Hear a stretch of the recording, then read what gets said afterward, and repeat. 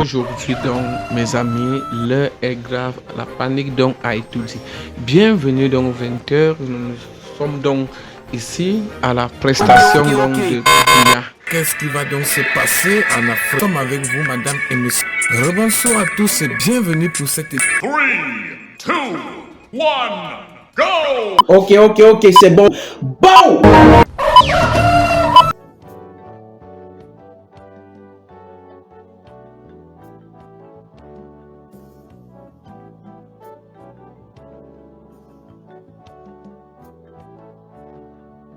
Mesdames et messieurs, l'heure est très grave du côté de la capitale politique camerounaise, Yaoundé, la capitale camerounaise.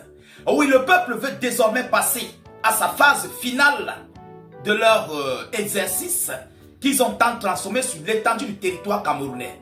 Alors je vous parle, c'est la panique générale à la poste centrale. Du côté de ces Soumangué et autres, ça court de tous les sens. Yaoundé, où réside le chef de l'État et plusieurs hauts ministres du gouvernement, veut désormais se transformer et reconnaître le mauvais sort qui s'est passé à Douala, Maroua, Garoua, Bertoua, Mandjou et tout ce qui s'ensuit. Yaoundé est dans une panique en ce moment précis où je fais cette vidéoconférence. Mesdames, Mesdemoiselles et Messieurs, sur haute instruction des forces de l'ordre, ils ont demandé au peuple de fermer les magasins, de fermer les boutiques, de fermer tout ce qui s'ensuit et de rentrer chez eux. La situation devient très précaire. La situation passe désormais à la phase supérieure.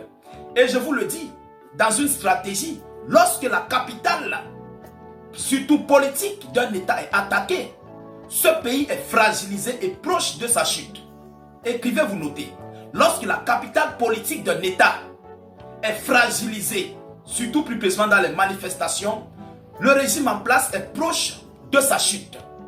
Mesdames et messieurs, qu'est-ce qui se passe en réalité? Je vous prie de mettre beaucoup de likes parce que la capitale n'a pas connu ce qui se passe dans les autres villes. Oui, il y a eu un petit tempérament, mais ce n'était pas comme ça. Mais ce qui se passe aujourd'hui, ce qui s'annonce, ce qui se dit et ce qui se prépare. Mesdames, Mesdemoiselles et messieurs, moi je me dis que les Camerounais veulent passer à la phase finale. Moi, j'appelle ça la phase finale. Mais qu'est-ce qui se cache tapis dans l'ombre? Qu'est-ce qui se cache tapis dans l'ombre? Nous allons décortiquer cette vidéoconférence et vous allez comprendre ce qui se passe à l'interne de la chose. Mesdames, Mesdemoiselles et messieurs, je vous prie de partager massivement au grand massif cette vidéoconférence, surtout de la mettre partout à travers le monde. Sécurisez la vidéo avec un maximum de likes. N'oubliez pas que nous avons des adversaires. Nous avons des ennemis. Donc, ils vont signaler notre page. Sécurisez-la avec des j'aime, des likes. Oui, ça c'est notre télévision d'information. Nous ne fabriquons rien. Tout nous vient des médias locaux. Oui, vous comprenez? Partagez la vidéoconférence. Notre but c'est d'informer le million de personnes. Voilà. Alors, qu'est-ce que l'on nous dit? Panique générale dans la capitale politique camerounaise, Yaoundé. Une alerte a été lancée selon laquelle l'armée a exigé au peuple camerounais, aux citoyens vivant dans la capitale Yaoundé, de fermer les commerces, magasins etc. Des manifestants disent se prendre à la poste centrale avec des manifestations à grande échelle et sur protection militaire. C'est grave. Et sur protection militaire, qu'est-ce qui se passe? Je vais vous donner une annonce très fiable et vous allez aller vérifier cette annonce. Vous comprenez ce qui se passe là? Yoromani, si M. Paul Biya blague avec ça, avec Yaoundé, je vous le dis sincèrement, mesdames et messieurs, on ne le souhaite pas, mais ça serait grave. Allons-y encore plus dans les profondeurs. Mesdames et messieurs, la panique s'empare dans la ville de Yaoundé, au sein de la capitale camerounaise. Plusieurs manifestations prennent la direction, manifestants prennent la direction de la poste centrale pour demander au pouvoir en place de quitter le fauteuil présidentiel. Ils se dirigent au sein de la poste centrale.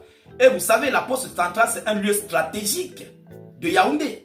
Ceux qui connaissent la poste centrale à Yaoundé, où il y a un grand bâtiment en miroir, je crois que c'est un miroir marron comme ça, grand bâtiment qui avait été abandonné dans des années et a été reconstruit, retravaillé, et maintenant je crois que c'est à jour à l'heure actuelle. Il y a les gars qui vendent là les commerces, les habits à terre là comme ça le soir. Voilà, les gens connaissent la poste centrale. Donc, mesdames et mesdemoiselles et messieurs, qu'est-ce qui se passe en réalité?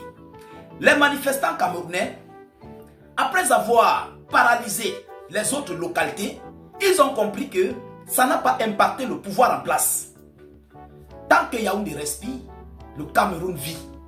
Vous comprenez? Tant que Yaoundé respire, le Cameroun vit. Il y a une manifestation à Bertois. Il y a une manifestation à Ngaoundéré, Garoua, Maroua et leurs environs. Il y a eu des manifestations à Douala, à l'ouest, nord-ouest, sud-ouest et j'en passe. Désormais, c'est la capitale. Mais qu'est-ce qui se passe? Incessamment, au mois de septembre, le commandant de l'Africom, ce général-là, le nouveau général qu'on a nommé incessamment, le commandant de l'Africom, qui avait remplacé le noir américain là, comment il s'appelle? Écrivez-moi son nom en commentaire. Il s'était rendu du côté de la présidence du Cameroun. Il a rencontré Paul Biya. Les gens croyaient que c'était pour des raisons sécuritaires. Non, c'était pour des raisons de santé du chef de l'État camerounais. Ça, c'est un secret que je vous dis. Et ils ont constaté que le chef de l'État du Cameroun peut bien organiser des élections et faire 2 à 3 ans. Sur le rapport, c'est un rapport officiel. Ce n'est pas moi qui dis. Il a envoyé du côté des États-Unis d'Amérique. C'est le commandant de l'Africom qui a fait son rapport. Après avoir rencontré le chef de l'État, il a envoyé ce rapport aux États-Unis d'Amérique. Dans ce rapport, il a dit que le chef de l'État, Paul Biya, n'est plus très apte comme il le faut. Ce n'est pas moi qui le dis. Et dans ce rapport, il a dit que le chef de l'État n'a plus toutes les capacités de sens pour encore mettre l'homme au sein de la présidence. Et il peut gérer le pays pendant 2 à 3 ans. Vous comprenez? Il ne peut pas finir les 7 ans.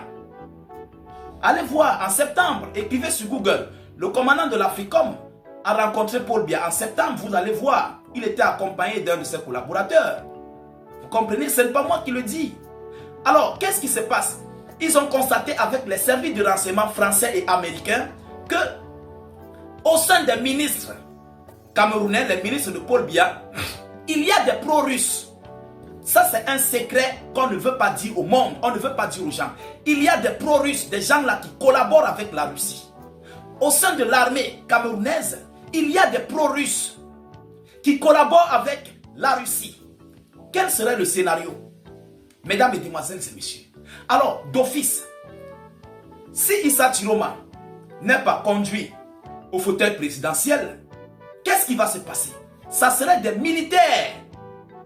Ça risquerait d'être parce que les militaires sont en train de prendre une position, je ne sais pas comment qualifier ça, une position dans l'ombre, en même temps avec le peuple, donc je ne sais pas comment qualifier ça. Alors, si, et seulement si, les manifestations prennent sur Yaoundé comme dans les autres villes, on risquerait de trouver d'avoir un scénario comme celui de Madagascar. Pareillement semblable à celui de Madagascar. Si Yaoundé est déstabilisé, aucune ville ne pourra résister. Aucune ville ne pourra résister. Vous comprenez? Ça, c'est stratégique. Deuxièmement, si un militaire au Cameroun prend le pouvoir, excusez-moi de vous le dire, mais c'est une franche vérité, ce pouvoir ne serait jamais donné à M. Issa Tiroma. Ça, c'est une franche vérité. Ça ne serait jamais donné à M. Issa Tiroma. Pourquoi? Les gars partent te combattre pour te donner le fauteuil présidentiel, mais ça ne pourra pas. Et reste à savoir si c'est un militaire qui serait pro-russe qui va prendre le pouvoir. Parce qu'ils sont tapis dans l'ombre. Ils ne combattent pas les manifestants comme le peuple camerounais. Et les militaires ont leur propre sort sur eux. Et vous savez, stratégiquement, si le Cameroun est déstabilisé, c'est l'Afrique centrale, la zone CEMAC qui serait déstabilisée. La Centrafrique va souffrir. Parce qu'ils utilisent le port, les multiples ports du Cameroun. Le Tchad, pareil. il y aura des réfugiés, abondance, afflux de réfugiés dans les pays voisins. Il y aura l'insécurité qui va régner. Les groupes terroristes, Boko Haram, Amba Boy, tout ça, ils vont prendre position. Et vous allez voir le côté du Grand Nord, dans certaines localités avec le soleil et, comment dirais-je, ils n'ont pas tout ce qu'il leur faut pour vivre. Le port serait du côté du sud, du Cameroun. Donc, ils seront paralysés. Et vous allez voir que l'Afrique centrale, globalement, il y aura une déstabilisation. La Centrafrique aura un chaos. Vous comprenez, si le Cameroun est dans la tourmente là, la Centrafrique qui est avec la Russie, alors automatiquement, il faut un contrôle de la Russie là. Donc, selon les informations du service de renseignement français et américain, il y a des pro-russes au sein du régime politique et militaire camerounais qui veulent prendre la chose, mais dans une stratégie d'ombre sans précédent. Et il faut pour eux soit maintenir M. Paul Biya jusqu'à ce qu'il finisse son mandat, soit soutenir M. Issa Chiroma. Parce que les Occidentaux, eux, ils n'ont pas de problème, hein? C'est leur intérêt qu'ils cherchent. Ils s'en foutent de vous. Si vous voulez vous mourir, les Occidentaux, là, l'impérialiste, s'en foutent de vous. Vous pouvez voir en Ukraine. Ils se fichent des Ukrainiens. Si vous vivez ou pas, ils se fichent de vous. Ils se fichent de vous si vous voulez ou pas. Vous comprenez? Alors, mesdames, mesdemoiselles et messieurs, voilà la situation actuelle. Elle est totalement confuse. On ne connaît pas qui est le voleur. On ne connaît pas qui serait le vrai président. On ne connaît pas ce qui va se passer. On ne connaît non plus la suite des choses. C'est tellement confuse à un niveau sans précédent. Mesdames, mesdemoiselles et messieurs, mais cela n'empêche que nous continuons de suivre cette actualité le plus près que possible. Nous n'allons pas manquer de vous tenir informés par rapport à cette situation.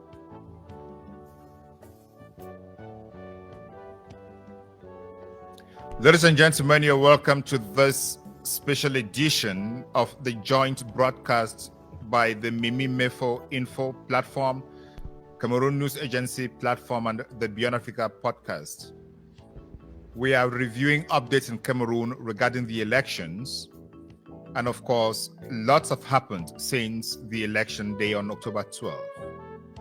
With the declaration of the results yesterday, October 26th, there have been massive demonstrations and police reactions. Some international organizations and foreign diplomatic missions have started issuing statements. We are going to look at those statements, look at the reactions on the field, what is happening, whether human rights are affected, and if human rights are affected, what could be the recourse for those whose human rights have been affected, what the diplomatic community could do, and what Issa Chiroma Bakari, who knows that he won the elections by the results that he published, has up his sleeves at this moment. But one thing is certain, Cameroon's Minister of Territorial Administration, Mr. Paul Ntanganji, was out today threatening everybody. The media, podcasters, Issa Chiroma Bakari, demonstrators, and everyone who dares to have a contrary opinion to what he thinks. Is that what the world should be? Is that how Cameroon is going to be governed over the next 7 years? Even assuming that there were no electoral contestations, the signs are not bright. The signs are bleak for the future.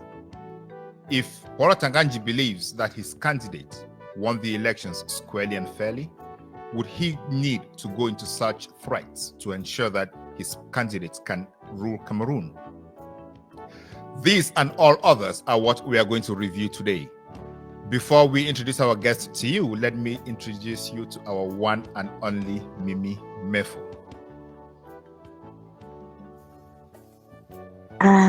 Thank you so much, Bernard, and to all our viewers across Cameroon and across the globe. It's our pleasure having you once again with us tonight. Bernard already planté le décor, as we say it in French. And it's amazing to have each and every one of you again tonight with us. As he said, we are already having reactions as well from the international scene. International organizations like the European Union, Human Rights Watch, and Amnesty International have been reacting.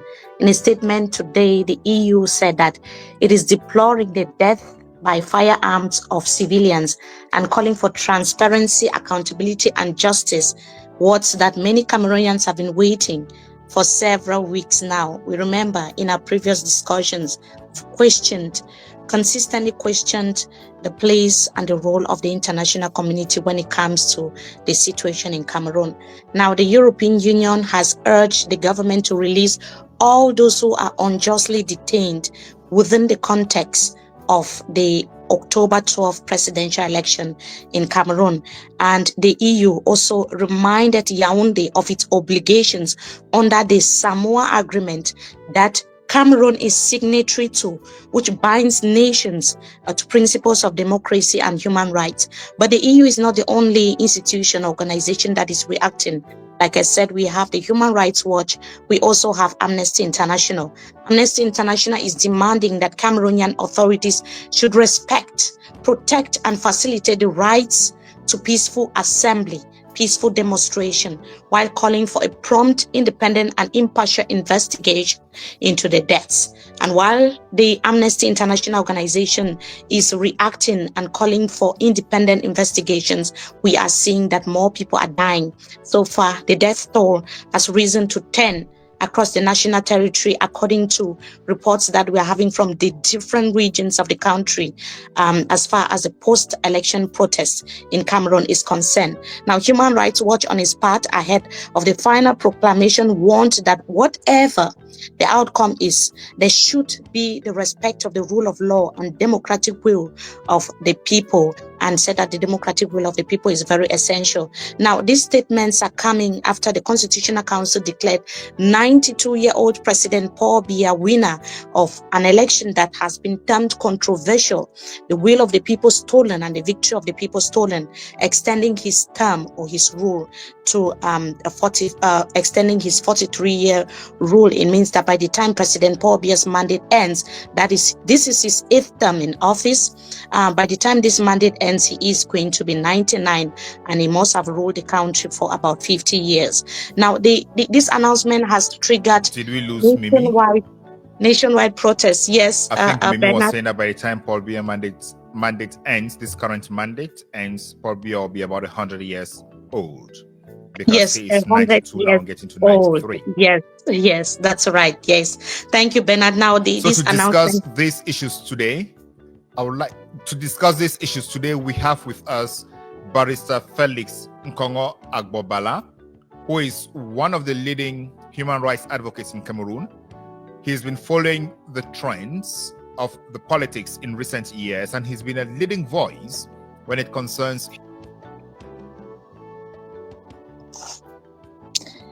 Okay, so yes, I think Bernard was saying that Felix Nkongo Agbo has been a leading voice when it comes to human rights violation politics in the country, the Anglophone crisis as well. We've seen him standing out when it comes to this election that was taking place in Cameroon. We also saw him on the side of the presidential candidate Issa Shoma Bakari, who was declared himself winner of the election. Barrister, good evening. Thank you so much for joining us tonight.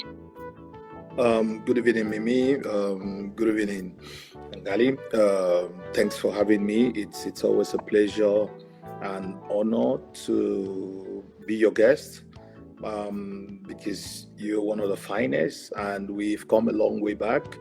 You're an icon in terms of investigative journalism, in terms of using the media to address issues that don't touch and concern the people, kind of people-centric journalists.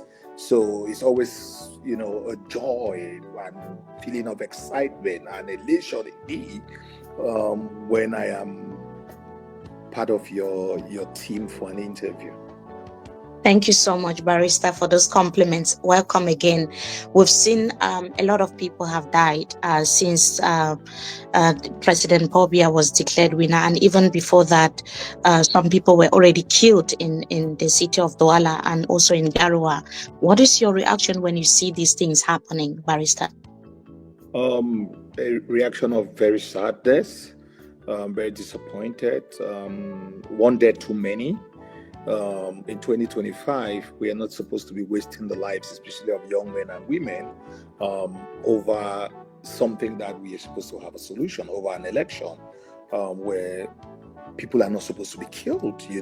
This is not the whole definition of democracy, where elections are the will of the people, reflect the wishes and aspirations of the common man and woman.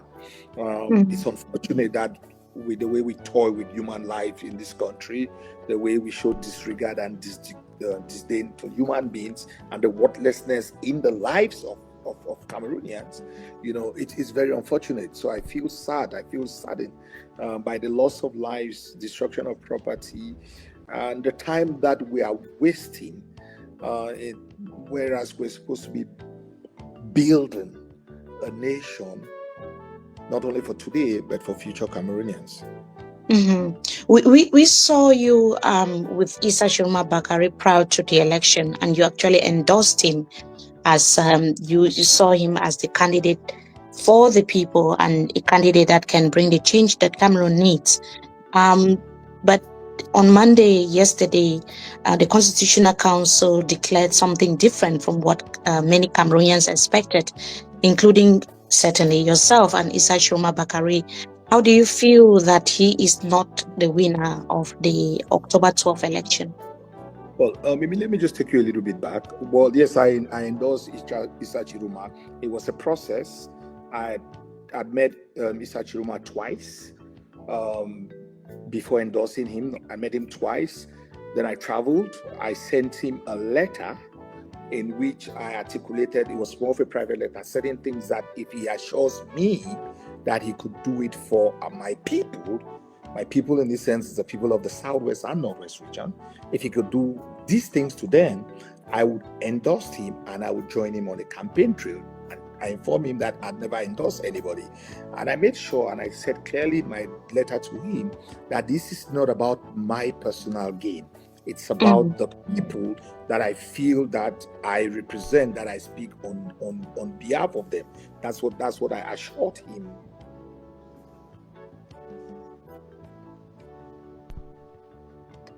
So it seems the network is failing everyone today. That is our guest, Felix Nkongo Akpo. They're joining us from Cameroon. Certainly, he will try to sort out his network and join us again. Can you hear me?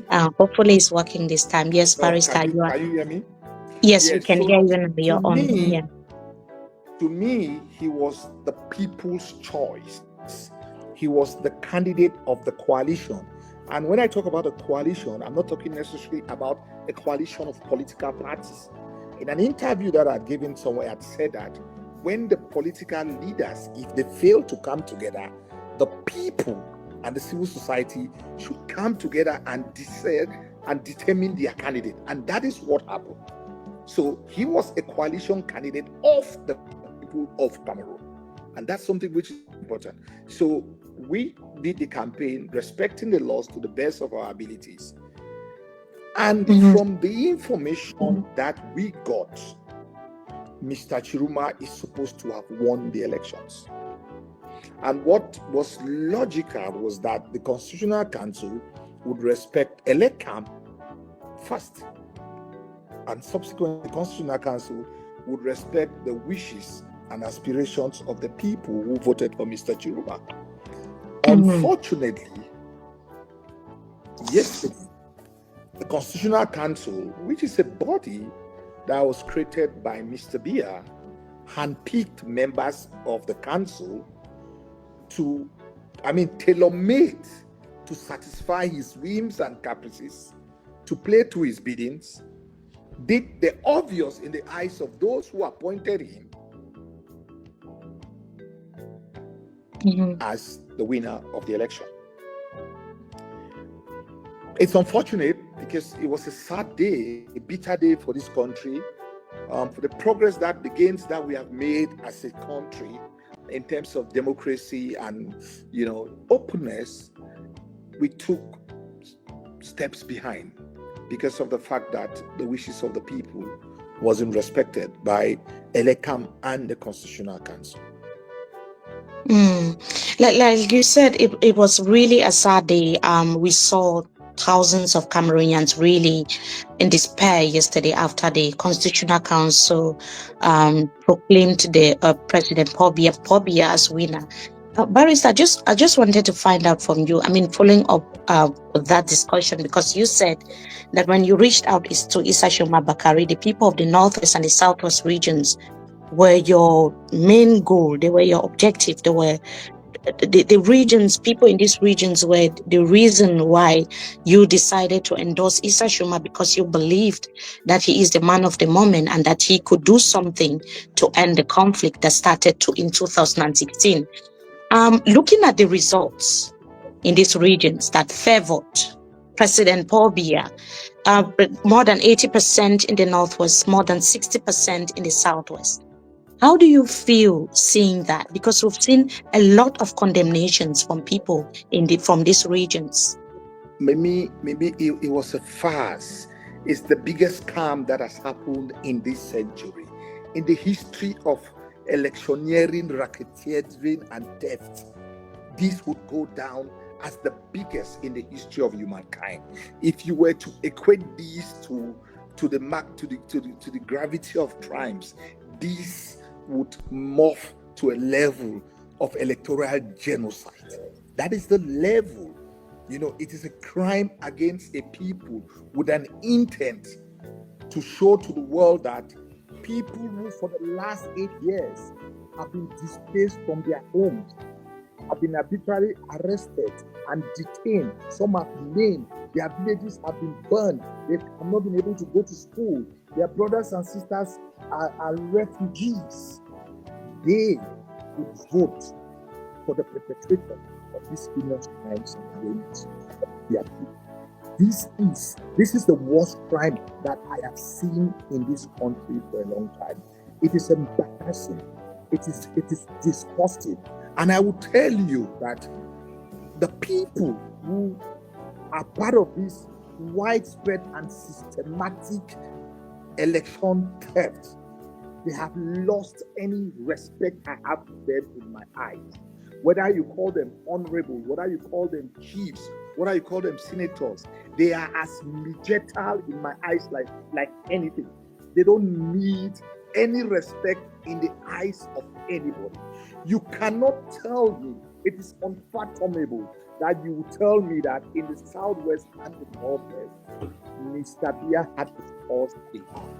In places where the elections could not be rigged, in Fako, for example, he was clearly defeated. You know, they came up with imaginary votes. And this is something that was spearheaded by the honorable members, senators, ministers. These are people who teach their kids that stealing, lies telling, fraud should be punishable. And they use that as a badge of honor. They are using that for them to maintain their position in government. They are dishonorable persons in my eyes. And I think in the eyes of every sane and reasonable person from the Southwest and Northwest, none of them. And I don't want to use very hard language like Bibi would say, I will spit on their graves, you know. But what they have done to the people of this region, it's so embarrassing. It's so shameful. And they have the audacity to do after parties, to celebrate. What are you celebrating? You're celebrating theft? You are celebrating scamming of people? I mean, you should be hiding your head somewhere. Yes, just Barrister, I like the way the conversation is going, but maybe you have to take off your headset, Bernard. Am I correct? Because it fades in and out, and people really need to understand and hear you. Okay. I've taken it off. So can you hear me? Yes. Yes. Yeah, we can hear you now. can hear now. This is something that the people who have done this are supposed to bury their head in shame, not to be celebrated. I don't want to say their champagne party would end. Their champagne party is ended. It goes beyond the last kicks of a dying horse. It clearly showed that the people had risen up, just like how they rose up in 2016 and 2017 to say enough is enough. the people had risen up against those who have held them captive for all these years. For those who think only about themselves, for those whose priority is about themselves and the children, at the expense of. So you are saying that the results that we saw from the northwest and the southwest did not exist and they are false. No. These are just cooked up results. These are just cooked up results, and they know. Unfortunately for them, the people they are trying to please, their brothers in the party who are from East Cameroon, they know that these results were cooked up. So whoever thinks that this result would be used to reappoint him or her, their comrades know that these results were faulty. These results were cooked up. So at the end of the day, yes. Yeah, thank you so much for that introduction. Ladies and gentlemen, I'm sorry about what just happened with the network. It's just a technical issues, and they happen every now and then. We are sorry, but we're happy that we are back. Barrister, in 2018, you are one of those who represented Maurice Kamto and the MRSA at the Constitutional Council during the post-electoral litigation, and you made a strong case for the annulment of the elections based on what happened in the Anglophone zones, Northwest and Southwest regions.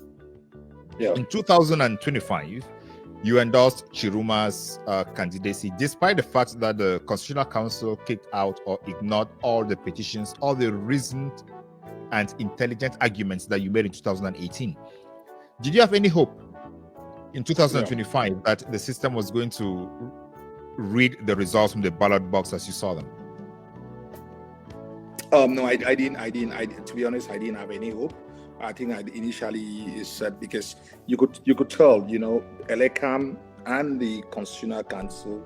The Constitutional Council was created, tailor-made to ensure that Mr. Biya perpetuates himself in power. It gives it a cloak of legality, because they can argue that this is the highest court in the land that has confirmed what Elecam has confirmed the victory of Mr. Biya, and you cannot appeal beyond the Constitutional Council. So we have a problem in this country because institutions are used as a tool, or the law is used as a mechanism to violate rights, to trample on the will of the people. If you look at the definition of terrorism, the anti-terrorism law, it's just a transposition of the Aijos law that he used, and that has been transformed to a modern anti-terrorism law. So it's always used, unfortunately, it's always used against the people. But there was something in the spirit that says never die, never give up that. Because unlike in 2018, this was overwhelming, that the gentlemen at Elecam and the Constitutional Council would at least, for one, say, you know what, this is the time to say goodbye to the regime in place, and let's allow the will of the people. Because it was clear, I'm telling you, even to some of the members of the ruling party, who I know, some of them had called to congratulate us. They knew they were defeated. In private conversations, they accepted the fact that they had been defeated. Everybody who had eyes, the blinds literally saw that they were defeated. There was joy and euphoria everywhere. Because it wasn't about Issa Chiruma. It was about every Cameroonian. It was about the potholes. It was about driving from Douala to Boya. That was enough to anti-campaign the ruling party. It was about the garbage. It was about everything that created an enabling environment for them to be defeated. It wasn't anybody. They themselves created the enabling environment for them to be defeated. Unfortunately, you've set the pace on the argument that the elections lack credibility, therefore the outcome is not legitimate. And on the legal front, we have already hit the summit of all appeals of all of the legal procedure, which is the Constitutional Council. It doesn't have any appeal after that. And Issa Chiruma called on Cameroonians to get out on the streets and celebrate the victory on Sunday, which was done across the country. And yesterday, we still saw mobilizations across the streets. At this point, is sovereignty coming back to the people? Are the people trying to get back their sovereignty to gain legitimacy? Or are the people going to continue in the line of legality, void of legitimacy? It's a kind of a catch-22. It's a very dicey kind of situation between people's power that gives them the legitimacy to do what they are doing, and also look at sovereignty from another aspect. You know, when you look at legality, on that the Constitutional Council has acknowledged the fact that Mr. B has won. While the streets, we the people, as the Constitution says, they say no, we won. How do we get a kind of a win-win situation? That is to me, that is a question. A win-win situation where Cameroon comes out as the victor in such a situation. How do we understand that people have a right to protest? It's a fundamental right to protest, fundamental freedom them to protest. Their right to protest and assembly, but at the same time that the state owes them a duty to protect them and not to use excessive force in carrying down the protests, whilst equally also ensuring that the protest doesn't go overboard to destroy public and private property. That is the thin line that one has to navigate. If we were dealing in a real proper world or country where democracy thrives, they would be listening to the people on the streets. They'll be asking questions. Why did we win, but the streets are ungovernable? There is a serious problem. They would be talking. They would be trying to find a solution. Not the kind of arrogance that we have seen either in their celebration or coming out from the mouth of certain ministers, which incites the population, which adds fuel to an already volatile situation. How does everybody calm down, try to reason, and then we'll find a solution? I think that on this note, we have to bring on board Barrister Michelle Ndoki, who has also joined us. Yesterday, we couldn't see her beautiful face, but she is here with us today to also talk about the post-election protest and how people have started dying. People are killed. We are seeing in different regions how people are being shot by the military. But the Barrister Felix Kongo was saying something during his discussion with Bernard. He was really questioning the credibility of the Constitutional Council and even the elections governing body, the vote counting commission, and so on and so forth. And I was just wondering, Barrister Michelle Ndoki, I wanted to find out from you, do you think Issa Chiruma Bakari was right to have told the people, Cameroonians who have been standing by him, that it wasn't necessary to wait and hear from the Constitutional Council on Monday? Yes, I think he was right. And I'll give you one reason. Soon after he did that, when the National Commission in charge of compiling the votes gave their own result, you remember the newspapers, first page everywhere, Biya has won with the majority. It was everywhere. So that means, in fact, it's not illegal at all to proclaim, to announce the results as we know it. It becomes illegal when you're not saying that Paul Biya has won. So I think he was right, because one of the key learnings from 2018 is that we have to own the narrative, because otherwise it becomes a communication battle. We are facing a regime which takes pride in suppressing freedom of expression. So anything, especially if you want to uphold the truth, you have to fight your way to the position where you will be upholding that truth. So the fastest you declare what you believe is right and true, the better. Because otherwise, you find yourself in a defense position where the regime has already spread their lies all over, and I've experienced it in my personal life. How many times was I obliged to show my leg because they had spread a myth according to which I made up the wounds on my leg? How many times? So because you are not there to control that narrative, you lose in an environment like ours. It was crucial for him to say, after everything that has been done, for me to be able to control the results at the end of the day. I can tell you this is what happened, or I'm ahead of my competitors. It was essential, because otherwise it would have been too late. And it doesn't make sense to tell people that it is only the Constitutional Council that is authorized to proclaim the result. Proclaim has a meaning in law.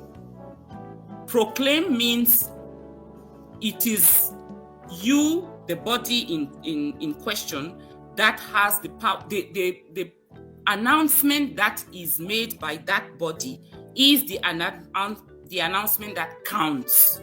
That's what it means to proclaim.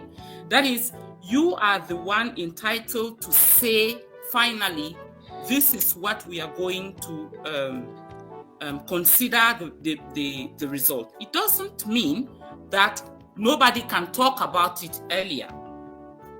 And if you take in other countries, where, take France, that I know well, take even Senegal last year. When the following morning they announced that Diomaye Faye had won, it was not the proclamation. That was not a proclamation under the law. The official body in charge of proclaiming the result did that few days after. And the result that they proclaimed was slightly different. You always see a difference of 0.3, 0.4, 0.7%. That is what is called proclamation. But nobody waits until then. In all our modern societies, in France, the day of the election, when they announced this is who is going to be the president of the country at 8 p.m., it is not a proclamation. Yeah, it is the result of a census, or yes. Yeah, and even in Côte d'Ivoire. After, sorry. Yeah, even in Côte d'Ivoire yesterday yesterday Monday, the results of the elections were already announced provisionally by the elections management body. And I think the problem in Cameroon is when you stop the elections management body from announcing the results as they come in, you create a dark period, you create a vacuum of information, and that is where they want to control the narrative. And exactly. Yeah, you mentioned something about narrative control. Do you think by Chiruma declaring and publishing the reports that you are part of those who collected, he actually won the communications battle and the narrative to the extent that more Cameroonians believe his version of the story over the official version of the story? Yes. Why is that? Because we've always been working in silos in Cameroon. So you will know what happened in Douala, but you will not know what happened in Northwest and Southwest. So when you know what happened in your polling station, and you're happy with what happened in your polling stations, but 2 weeks after they tell you, oh, Paul Biya has won again, you're disappointed, but you can't say anything to the contrary, because you don't know what happened elsewhere. By announcing it from a national perspective, he allowed us to be confident that what happened in our own area corresponded to what happened elsewhere. And I think it was important because this was clearly, as Eric Tunde has always put it, a referendum against the regime. So it was important for us to know that everywhere in Cameroon, people, our brothers and sisters, shared this feeling that we needed to get rid of this regime. I think it was awaited as some sort of recognition of all the efforts put in to get to that result. I mean, the voters forgot all the divisions, all the problems of religion, tribes, everything. They just put it aside. They even decided to forget the grievances they might have against Issa Chiroma Bakari. We put that as a people, we put all of that aside because we were of the opinion that the one thing that matters is we know how harmful this regime is to us all over the country. And this is the problem we have to solve as a matter of priority. So thank you so much. Difference. Yeah.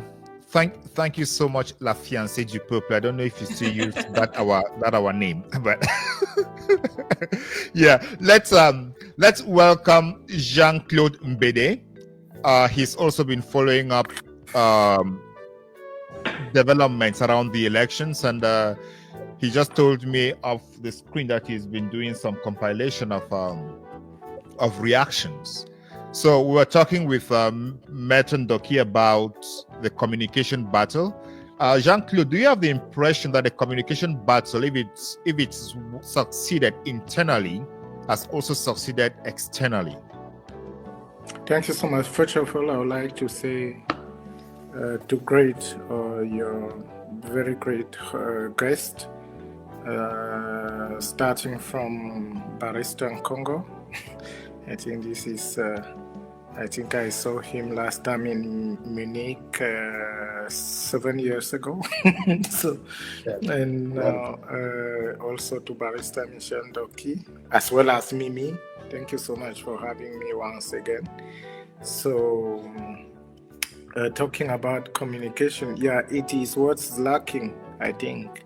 And even we are asking ourselves who is governing, who is managing our state at this step, because quand vous voyez ce que ces gens sont en train de faire, les hommes d'État ne gouvernent pas. On ne peut pas gouverner un État comme le Cameroun avec des émotions, avec ce que nous sommes en train de voir aujourd'hui. Ils sont en train de perdre.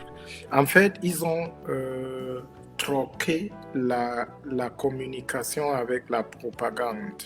Et malheureusement, ce régime qui procède par la manipulation a pensé que la propagande allait passer parce que ils sont à bout de leurs prévisions. On ne peut plus rien attendre en termes d'innovation stratégique avec eux. C'est complètement, ils sont au bout de ce qu'ils avaient parce qu'ils n'avaient pas prévu plus que ça.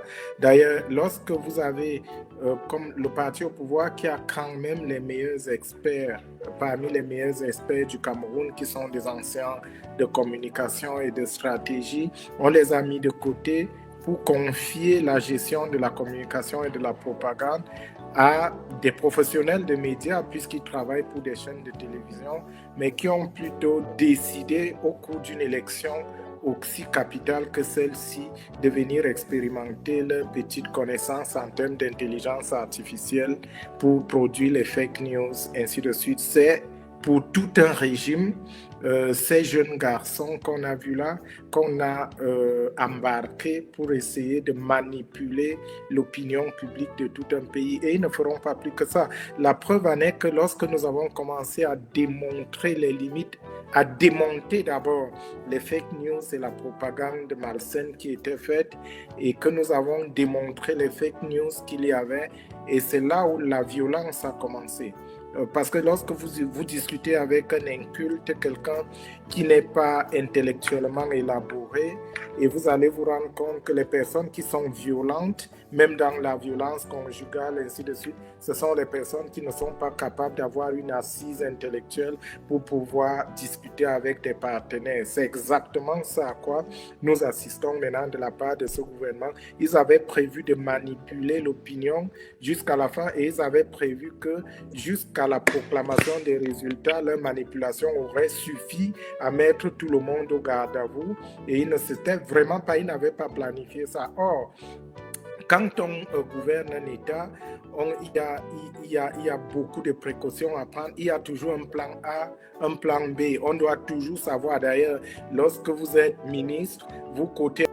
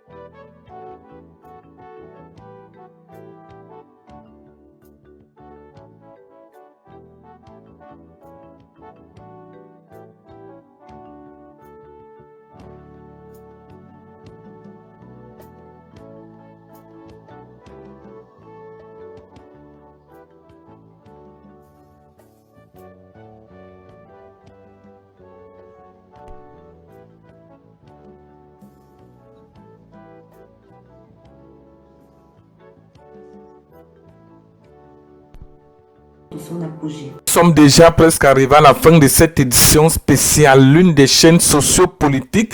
Alors, bienvenue donc pour la prochaine.